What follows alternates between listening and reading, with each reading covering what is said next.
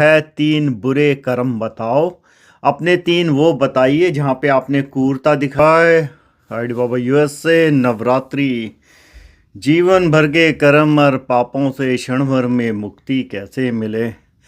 देखो भैया, जीवन भर के पापों से कर्मों से मुक्ति मिल सकती है। किशन ने गीता में अध्याय 18 में कहा है, जो मेरी शरण में आएगा, जो शिव की शरण में जाएगा। लेकिन समस्या ये होगी, तुम शिव और किशन की शरण में जाओगे कैसे। ये वैसी बात है, किसी दुकानदार को लोकल गुंडे तंग करते थे।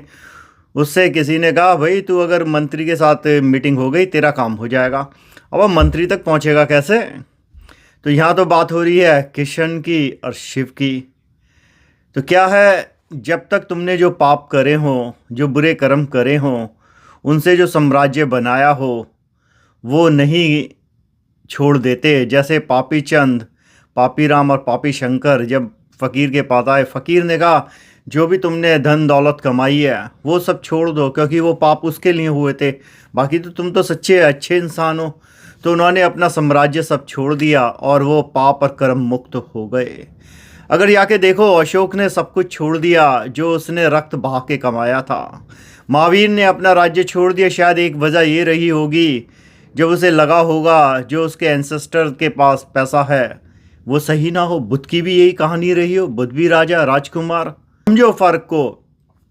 पाप इंसान के इसलिए होते हैं क्योंकि तुम कुछ लेके आते हो, जो तुम उस पाप से लेके आए हो वो तुमने छोड़ दिया। ये वैसी है कि तुम शॉपिंग मॉल में गए, तुमने एक सामान उठाया और जैसे ही एग्जिट करने से पहले तुमने उसे वापस रख दिया।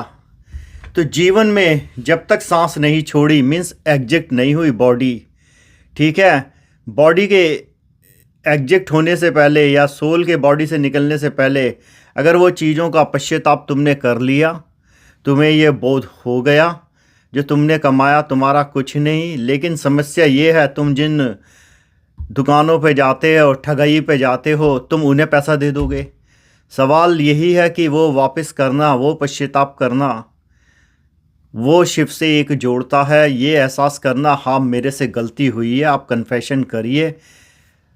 और आप कन्फेशन कभी करते नहीं हैं। हर आदमी कहता है पाप धोने गया, कोई कहता मैंने पाप करा। तो अपने जो है तीन पाप बताओ, अपने जो है तीन बुरे कर्म बताओ। अपने तीन वो बताइए जहाँ पे आपने क्रूरता दिखाई हो, क्रूरता दिखाई हो, छल कपट दिखाया हो, कमीनापन दिखाया हो, ढोंग दिखाया हो, पाखंड दिखाया हो, तो तुम मुक्त हो जाओगे।